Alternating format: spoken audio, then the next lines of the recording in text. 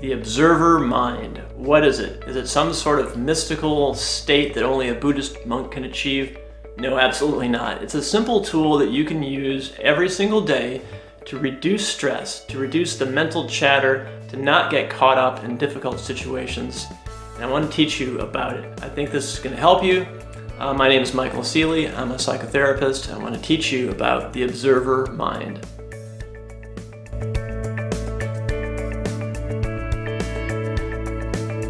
Hi, it's Michael. We're going to talk about the observer mind today, and I think this is really going to help you. Let me ask you, have you ever been so caught up in your thoughts that you walk into a room and just forget why you came in there? I don't know about you, but it's happened to me before, and it indicates kind of how we can get really kind of on autopilot and caught up in our thoughts. So thoughts really are a wonderful thing. They help us do mathematical equations. We can have intense conversations. We can do all kinds of things kind of automatically. So automatic thoughts are really a great thing a lot of the time. Now, sometimes they're not so great. Sometimes they can really make us miserable. We can get so caught up in our thinking sometimes, think about worst case scenarios and actually convince ourselves that something is true when it's really not. And so I want to help you today in this video talk about something called the observer mind. And it's going to help you reduce some stress, get some more perspective on things so that you don't get so caught up in your thinking. So most thoughts are automatic. Think of it like this, like your heart beats without you really thinking about it. It gets blood pumping around your body, it does its job. Now the mind is very similar in a way. Once your brain understands a process or a habit or a way or style of thinking, it does it automatically without you really being aware of it. Now, you are aware of it, but it's more kind of on a subconscious level. It just kind of happens, and before you know it, you're thinking about something. So I'll give you an example. If you ever learned how to drive a car, you're driving down the street and you're first learning how to drive and everything is new and you really have to put a lot of conscious effort into it. You have to be very, very aware, very observant of every single thing you're doing. Flash forward, now you're driving around, it's easy, you got the radio on, you got someone in the car with you, maybe you're eating all at the same time, hopefully you're not texting. But the point is, you are doing this automatically. Your brain is wired to do this thing without you even thinking about it. Now, let's take an example of something kind of in daily life where you might get your automatic thinking actually doesn't help you, doesn't serve you. So I'll take an example of maybe you are excited about something and you send a text to a friend, or you want to get together with them, and you're waiting and you don't hear back and you don't hear back, and in fact, it's even the next day and you haven't heard back from your friend. Now, if you're like me, you can have some kind of crazy thoughts pop up, which might be like, why are they ignoring me? Or that's rude. And without really being the observer, without really kind of noticing that chain of events from not getting the response to your belief about it to then your emotional reaction and then your judgment on that, not being aware of that process, you can actually believe and convince yourself that your friend now hates you, right? And then you can get really upset, and you might even text them back and say something a little bit, slightly kind of, mean or something like that, and then you've got a problem on our hands.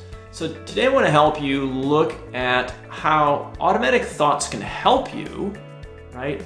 And how they can harm you.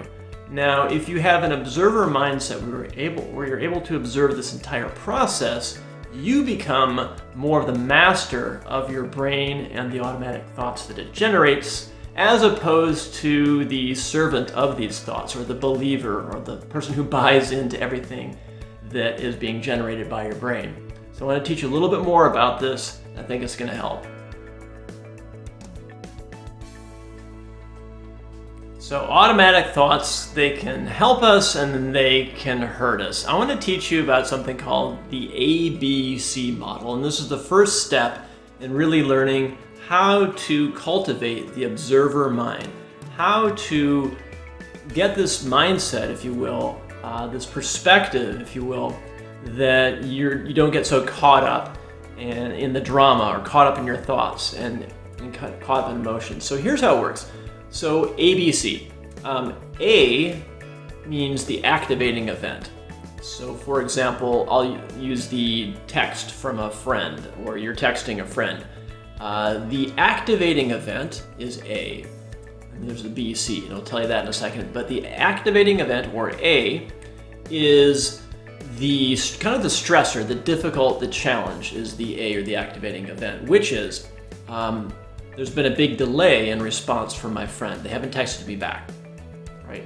So next step in really observing how your thoughts work, especially the negative ones, is to think about the B, step B, which is belief.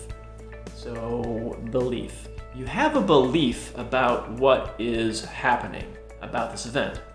And we could go through a whole list, right? So the belief could be, or the actual reality could be, that your friend is simply caught up doing something else. Or they saw your text and they want to send you a really nice text back, and they're kind of delaying because they don't know what to say. Maybe they have their notifications turned off. We don't really know what's going on. But if we go negative, the B could simply be the belief that your friend is simply ignoring you and they kind of don't care about you. Now, if we fully buy into that and believe that, we can go to C in the ABC model, and C is the consequence. The consequence being that you get upset. You feel some negative emotions, and the other C consequence could be that you take your emotions and negativity and you fret and you think about it for a while, causing you some more distress. And maybe you even text your friend back, kind of a terse, rude reply or something like that. So that's the ABC model of an activating event, a belief filter, if you will, so that event passes through this belief filter, creates your own personal reality about that event. And then C, we have a natural logical consequence based on that belief. So if you can start to understand this model, this will really help you with the observer mindset, so that you don't get so caught up in these automatic thoughts that maybe you've been practicing for a long time. And by the way, I've been practicing some automatic thoughts that haven't served me for quite a long time, and it took me a while to really start practicing this ABC model. So next, I want to tell you about something that's going to really blow your mind. So hold on one second.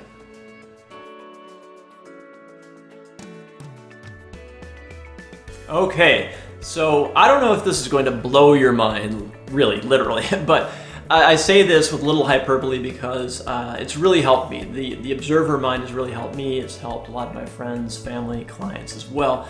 And so I'm hoping it's going to help you. So the mind-blowing thing, at least for me, was really understanding finally that I am not my thoughts, that I am not my brain, that my brain is an organ just like my heart, just like my liver, it has a specific function and is designed to generate automatic thoughts to help you move efficiently throughout the world.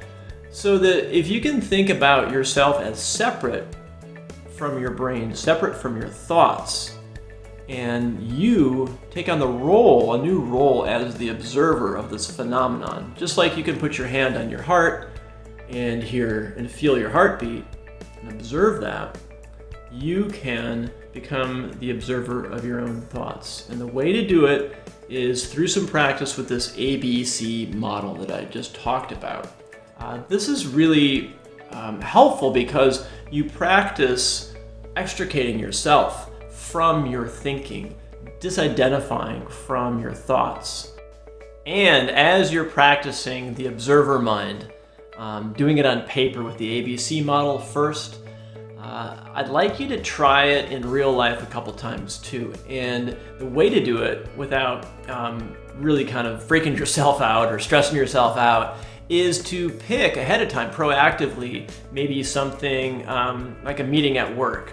And as activating events are coming at you, you can kind of superimpose the letters A, B, C across the screen of your vision, if you will. It's kind of weird, but it's kind of cool too. You can actually see some of the beliefs that might pop up. and notice, observe the consequences arising in you, what you maybe feel like saying or what you feel like doing. And this is gonna slow things down again and help you in the future when even more stressful events come into your life.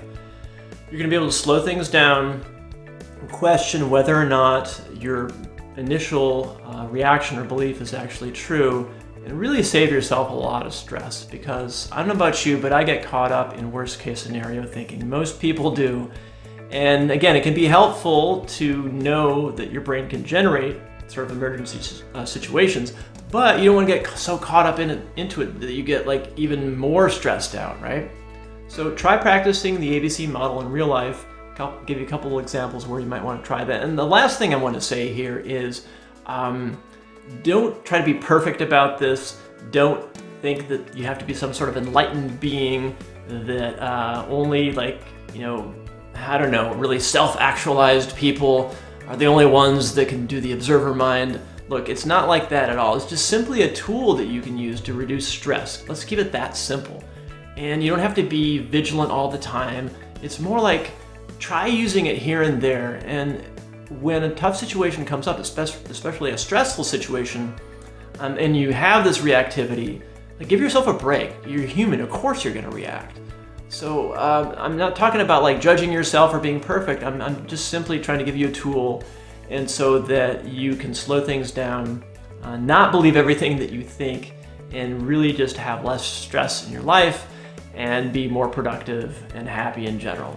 So that is the message here today. I hope this video helped you. It's called The Observer Mind. There's a lot of information on the internet about it. You can get into meditation a little bit too, that cultivates it as well. But try doing some of these ABC examples, and I think it'll help. Thanks for watching.